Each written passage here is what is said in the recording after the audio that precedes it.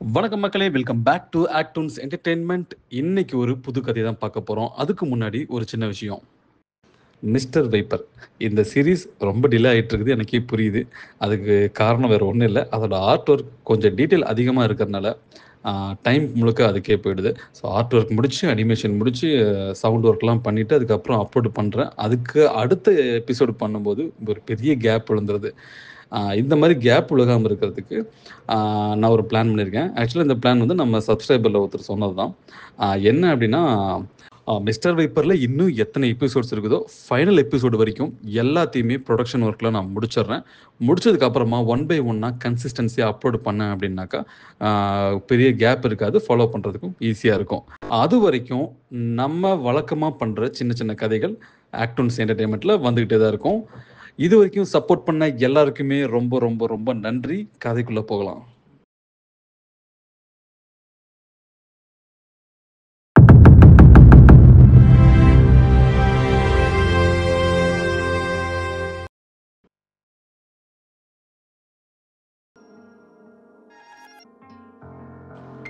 ராத்திரி ஒரு மணி 10:10 இருக்கும். இந்த தன்னந்தனி ஹைவே ரோட்ல தன்னோட ஸ்கூட்டர்ல வேகமா போய்கிட்டு இருக்காங்க சஞ்சனா. காதுல ஹெட்ஃபோனை மாட்டிக்கிட்டு தன்னோட ஃப்ரெண்டு கிட்ட புலம்பிக்கிட்டே வராங்க. என்ன அப்படின்னா, சஞ்சனா அவங்க ஒர்க் பண்ற ஆஃபீஸ்ல அவங்களுக்கு அளவுக்கு அதிகமான ஒர்க் ப்ரெஷர் கொடுக்கறதாகவும், வீட்டுக்கு இவ்வளோ லேட்டா அனுப்புறதாகவும் புலம்பிக்கிட்டே வராங்க. அது மட்டும் இல்லாம சஞ்சனா இப்போ 3 month ப்ரெக்னெண்டா இருக்காங்க.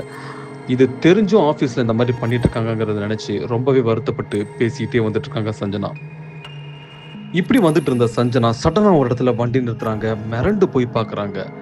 என்னன்னு பார்த்தா இப்படி ஒரு நாய், அதுவும் சாதாரணமா இல்லை, மனுஷனோட உயரத்துக்கு இருக்குது. பார்க்கவே அமானுஷ்யமா இருக்குது. இதை பார்த்து மிரண்டு போய் நிற்கிறாங்க சஞ்சனா. இப்படி ஒரு உருவத்தை பார்த்ததுக்கு அப்புறம் தப்பிச்சே ஆகணும் அப்படிங்கிறதுக்காக அவங்களுக்கு இடது பக்கமா இருந்த ஒரு ரூட்ல வண்டியை விட்டுறாங்க. இது என்ன ரோடுன்னே தெரியல, எங்க போய் சேர போகுதுன்னு தெரியல. ஆனா இப்போதைக்கு அந்த நாய்கிட்ட இருந்து தப்பிச்சா போதும் அப்படிங்கிறதுக்காக வண்டியை வேகமா அந்த ரோட்ல ஓட்டிட்டு போறாங்க சஞ்சனா. ரொம்ப தூரம் போனதுக்கு அப்புறம் திரும்பி பார்க்குறாங்க, அந்த நாய் ஃபாலோ பண்ணல. இப்போ அவங்களோட ஃபோன் எடுத்து பார்க்கும்போது அவங்க ஹஸ்பண்ட் கிட்டத்தட்ட 10 காலுக்கு மேலே பண்ணியிருக்காரு. இப்போ அவரை கால் பண்ணி பேசுறதுக்குலாம் நேரம் இல்லை. உடனே மேப்பை ஆன் பண்ணி இவங்க வீட்டுக்கு போகிறதுக்காக வழி பார்க்கும்போது இவங்க வீட்டுக்கும் இவங்க நிற்கிற இடத்துக்கும் ரொம்பவே தூரம் இருக்குது. ஏன்னா இவங்க பயத்தில் ரொம்ப தூரம் வேகமாக ஓட்டிட்டு வந்துட்டாங்க. இப்படி மேப்பை பார்த்துக்கிட்டு இருக்கும்போது இவங்களுக்கு பின்னாடி இப்படி ஒரு சத்தம் கேட்டதும் சைடு மிரரை பார்க்குறாங்க. அந்த நாய் அவங்களுக்கு பின்னாடி நிற்கிறத பார்த்த உடனே கையில் வச்சிருக்க ஃபோன்லாம் கீழே போட்டு வேகமாக வண்டியை முறுக்கிட்டு போகிறாங்க. இப்போவுமே அவங்க எங்கே போகிறாங்கன்னு தெரியல. இப்போதைக்கு அந்த நாய்கிட்ட இருந்து தப்பிச்சா போதுன்னு வண்டியை வேகமாக ஓட்டிட்டு போகிறாங்க. ரொம்ப தூரம் போனதுக்கு அப்புறமா வண்டி நிறுத்திட்டு திரும்பி பார்க்குறாங்க. இப்போவும் அந்த நாய் ரொம்ப தூரத்தில் நின்று இவங்களை பார்த்துக்கிட்டு தான் இருக்குது. இப்போ தப்பிக்கிறதுக்கு என்ன பண்ணுறதுன்னு தெரியாமல் தனக்கு தெரியாத ரோட்குள்ள எல்லாம் வண்டியை விட்டு வேகமாக ஓட்டுறாங்க. அப்படி போய்கிட்டு இருக்கும்போது இவங்களுக்கே தெரியாம ஒரு டெட் எண்டுக்குள்ள வண்டி விட்டுறாங்க. உள்ளுக்குள்ள போய் பார்த்தா ஒரு பெரிய பாலடைஞ்ச அப்பார்ட்மெண்ட் தான் இருக்குது. லெஃப்ட் ரைட்னு எங்கேயுமே வழி இல்லை. இப்போ திரும்பி பார்க்குறாங்க, அந்த நாய் ரொம்ப தூரத்தில் நின்று இவங்களை பார்த்துக்கிட்டு இருக்குது. இப்போ வண்டியை திருப்பிட்டு போனால் அந்த நாய் கிட்ட தான் போகணும், அப்படி இல்லைன்னா இந்த அப்பார்ட்மெண்ட்டுக்குள்ளே தான் போகணும், வேற வழியே இல்லை. சரி, அந்த அப்பார்ட்மெண்ட்டுக்குள்ளே போய் தப்பிச்சிக்கலான்னு பார்த்தாக்கா அந்த அப்பார்ட்மெண்ட்டோட கேட்டு க்ளோஸ் பண்ணியிருக்காங்க. இருந்தாலும் அது டேமேஜ் ஆகிருக்கனால அது ஒரு சின்ன கேப் இருக்குது. அந்த கேப் வழியாக ஒரே ஒரு ஆள் மட்டும் நுழைய முடியும். இதை யோசிச்சுக்கிட்டு திரும்பி பார்க்கும்போது அந்த நாய் தூரத்துல இருந்து சஞ்சனாவை நோக்கி வேகமா ஓடி வருது. இதை பார்த்த சஞ்சனா தன்னோட ஸ்கூட்டி எல்லாம் கீழே போட்டு வேகமா அப்பார்ட்மெண்ட்டோட கேட்டுக்குள்ள நுழைஞ்சி அப்பார்ட்மெண்ட்டுக்கு உள்ளுக்குள்ள போயிடுறாங்க. உள்ள போய் ரொம்ப தூரம் ஓடி போய் இருட்டான பகுதியில் சேஃப்டியா நின்னுக்கிறாங்க. இப்போ ஓடி வந்த அந்த நாய் கேட்டுக்கு முன்னாடியே நிக்குது. சஞ்சனா இதை பார்த்துட்டு இருக்காங்க. கண்டிப்பா நாய் கேட்டுக்குள்ள வர வாய்ப்பில்லை. ஏன்னா ஒரே ஒரு ஆள் நுழைய அளவுக்கு சின்ன கேப் தான் இருக்குது. ஆனா அந்த நாயோட சைஸ்க்கு கண்டிப்பா கேட்டுக்குள்ள நுழைஞ்சு வர முடியாது அப்படின்னு நினைச்சுக்கிட்டு இருக்கும் போதே அடுத்த செகண்ட் அந்த நாய் கேட்டை ஜம்ப் பண்ணுது. இதை பார்த்த சஞ்சனா பதறி போய் ஓடும்போது கால் தடுக்கி விட்டு பக்கத்துல இருந்த ஒரு கார் பார்க்கிங் அண்டர் கிரவுண்டுக்கு போற வழி இருக்கு, அந்த வழியிலேயே உருண்டு விழுந்துடுறாங்க. இப்போ விழுந்த சஞ்சனா எழுந்து பார்க்கும்போது அந்த நாய் கார் பார்க்கிங்கு வெளியே நின்று இவங்களையே பார்த்துட்டு இருக்குது, உள்ள வரல. இப்ப எப்படி வெளியே போறதுன்னு தெரியாம முழிச்சுக்கிட்டு இருக்காங்க சஞ்சனா. அப்போ அந்த பாட்டியை பார்த்ததும் சஞ்சனா பயந்து போறாங்க. ஆனா அந்த பாட்டி பயப்படாதம்மா, இந்த கார் பார்க்கிங்குள்ள மட்டும் அந்த நாய் வரவே வராது. அது இல்லாம மழை வர மாதிரி இருக்குது. இதுக்கு மேல நீ போறது சரி வராது. நீ இங்கேயே தங்கிருன்னு சொல்றாங்க. இதை கேட்ட சஞ்சனா பதறி போய், இல்ல இல்ல என்ன தேடுவாங்க, என்னோட போனை வேற நான் ரோட்லயே எங்கேயோ போட்டேன், நான் இப்பவே போகணும்னு சொன்னதும் பாட்டி நீ பயப்படாதம்மா, நேரம் சரியில்லை, அதனாலதான் சொல்றேன் அப்படின்னு சொல்லி இப்போ தன்னை பத்தியும் சொல்றாங்க.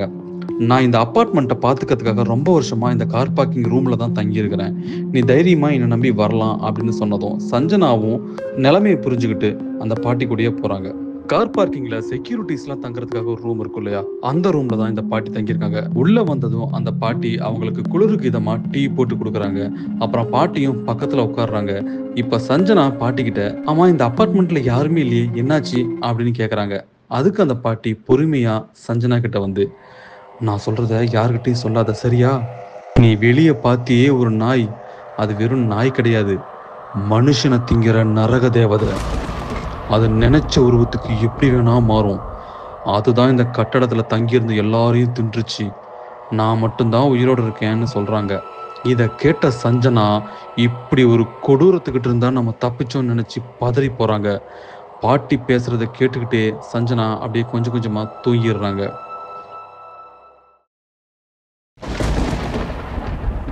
இப்போ இடி இடிச்சு முழிச்சு பார்த்த சஞ்சனாவுக்கு ஒரு பெரிய அதிர்ச்சி. சஞ்சனா தரையில படுத்துட்டு இருக்காங்க. அவங்கள சுத்தி ஒரே மாந்திரீகமா இருக்குது. அது மட்டும் இல்லாம ஒரு பொண்ணு கையில அருவாளை வச்சுக்கிட்டு மந்திரத்தை சொல்லிட்டு இருக்கிறா. இதை பார்த்த சஞ்சனா பயந்து போய் எழுந்து ஓடலான்னு பார்க்கும்போது அந்த மந்திரம் சொல்லிட்டு இருந்த பொண்ணு வேகமா சஞ்சனாவை பிடிச்சி மறுபடியும் படுக்க வைக்க பார்க்கும்போது அந்த பொண்ணை தள்ளி விட்டுட்டு சஞ்சனா வேகமா ஓடலான்னு பார்க்கும்போது அந்த பெரிய சைஸ் நாய் வந்து தடுத்து நிறுத்துது. அந்த நாயை இவ்வளோ கிட்ட பார்த்த சஞ்சனாவுக்கு என்ன பண்றதுன்னு தெரியல. அப்படியே அந்த தூண் மேல சாஞ்சி உக்காந்துடுறாங்க. இப்ப அந்த மந்திரம் சொல்ற பொண்ணு அந்த கொடூரமான நாய்கிட்ட பேசுறா. அவளை அப்படியே பிடிச்சி உட்காரவை, அவளாலதான் எல்லாமே கெட்டு போச்சு. இப்ப மறுபடியும் முதல்ல இருந்து நான் மந்திரத்தை சொல்லணும் அப்படின்னு சொல்லிட்டு மறுபடியும் முதல்ல இருந்து மந்திரத்தை சொல்ல ஆரம்பிக்கிறா. இப்பதான் சஞ்சனாவுக்கு கொஞ்சம் கொஞ்சமா புரிய வருது, இங்க மந்திரம் சொல்லிட்டு இருக்க இந்த பொண்ணு ஒரு சூனியக்காரி. அது மட்டும் இல்லாம இங்க அண்டர் கிரவுண்ட்ல தங்கி இருந்த அந்த பாட்டியும் இதே பொண்ணுதான். இவளோட மந்திர சக்தியை வச்சு இந்த நாயை கட்டுப்படுத்துறா. இந்த நாய் மூலமா நம்மளமா இருக்கிறவங்களெல்லாம் இங்க கூட்டிட்டு வந்து பலி கொடுக்கறதா இவளோட திட்டமே. அதே நேரம் அந்த பாட்டி கொடுத்த டீலையும் மயக்க மருந்து இருந்ததுனாலதான் நம்ம மயக்கம் போட்டு விழுந்திருக்கோங்கிறதையும் புரிஞ்சுக்கிறாங்க சஞ்சனா. இப்படி யோசிச்சுக்கிட்டு இருக்கும் போதே அந்த நாயோட கழுத்துல ஒரு வித்தியாசமான கயிறை பாக்குறாங்க சஞ்சனா. ஒருவேளை இந்த கயிறு அந்த நாய் கழுத்துல இருக்கிறதுனாலதான் அந்த சூனியக்காரி சொல்றதுல அந்த நாய் கேக்குதோ அப்படிங்கிற யோசனையும் சஞ்சனாவுக்கு இருக்குது. இப்ப அந்த கயித்தை அத்துட்டா நாய் அவ சொல்றதையும் கேட்காது, நம்மளும் தப்பிச்சு போயிடலாம் அப்படின்னு யோசிச்சுட்டு இருந்தாலுமே ஒருவேளை இவங்க யோசிக்கிற யோசனை எல்லாம் தப்பா இருந்து அந்த நாய் இவங்களை கடிச்சு கொண்டுட்டா என்ன பண்றதுங்கிற பயமும் ஒரு பக்கம் இருக்குது. இப்ப அந்த கயித்தை அத்து பாத்திரலாமா இல்ல அமைதியா இருந்து இவ கையாலேயே செத்துடலாமா அப்படின்னு யோசிச்சுட்டு இருக்கும்போது எப்படி இருந்தாலும் சாகிறது நிச்சயம். ரிஸ்க் எடுத்து பார்த்து தப்பிச்சுட்டா நமக்கு தானே லாபம் அப்படிங்கிறதுனால மனசுல தைரியத்தை வர வச்சுக்கிட்டு அந்த நாயோட கழுத்துல இருக்கிற அந்த கயிறை வேகமா அத்தர்றாங்க சஞ்சனா. இவங்க கயிறை அறுத்த அடுத்த நிமிஷமே அந்த நாய் ஒரு சின்ன நாயா சாதாரணமான நாயா மாறி பயந்துகிட்டே ஓடி போயிருது. இத பார்த்த சூனியக்காரிக்கு தாங்க முடியாத கோபம், நம்ம சூனியத்தோட ரகசியத்தை ஒருத்தி கண்டுபிடிச்சிட்டாலே அப்படிங்கிற கோபத்துல வேகமா வந்து சஞ்சனாவை தாக்க வரா. சஞ்சனாவும் பதிலுக்கு அந்த சூனியக்காரியை தள்ளி விட்டு அவ மேல ஏறி உக்காந்து அந்த நாய் கழுத்துல இருந்து அத்தாங்கல்ல ஒரு கயிறு, அந்த கைத்தாலேயே அந்த சூனியக்காரி கையை கட்டி போட்ட அடுத்த நிமிஷமே அந்த சூனியக்காரி ஒரு ராட்சச உருவத்துக்கு மாறுறா. இப்போ ஒரு விஷயம் சஞ்சனாவுக்கு புரியுது. இந்த கயிறு அவங்க யோசிச்ச மாதிரி ஒரு மந்திர கயிறு தான். ஆனா யாரு மேல கட்டுறாங்களோ அவங்க ஒரு மிகப்பெரிய ராட்சச உருவமா மாறிடுவாங்க.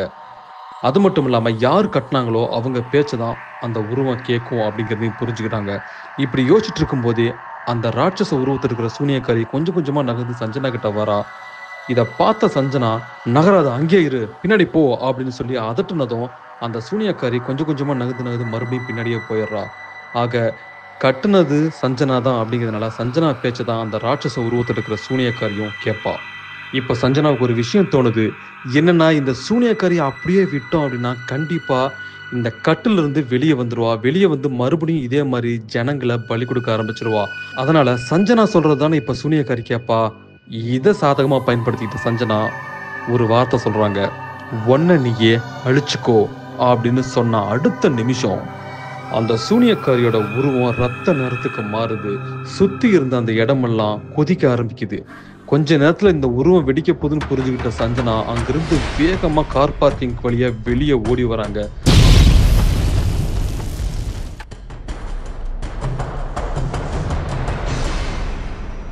எப்படியும் அந்த சூனியக்காரி அழிஞ்சிட்டா. அதே நேரம் அந்த கொடூரமான நாயா இருந்து அந்த மந்திர கயிறு அத்ததுக்கு அப்புறம் இப்ப சாதாரணமான நாயா மாறிடுச்சு. அந்த நாய் தூரமா நின்று சஞ்சனாவை பார்த்து வாலாட்டிட்டே இருக்கு. இப்பதான் சஞ்சனாவுக்கு இன்னொரு விஷயமும் புரியுது. அந்த சூனியக்கார கிழவி இந்த நாயை பத்தி சொன்ன எல்லா விஷயமே போய், அந்த நரக தேவதை கதையும் போய். ஏதோ ஒரு பாலடைஞ்ச அப்பார்ட்மெண்ட்ல இந்த கிழவி வந்து தங்கிட்டு போற வரவங்களெல்லாம் இந்த நாயை வச்சு பலி கொடுத்து இளமையா வாழ்ந்துட்டு இருந்திருக்கிறாங்கிற விஷயமும் புரியுது. இவ்வளவு கொடூரமான ஒரு சூனியக்காரிய தன்னந்தனியா நின்று ஜெயிச்சதை நினைச்சு பெருமையோட சஞ்சனா அங்கிருந்து கிளம்புறாங்க.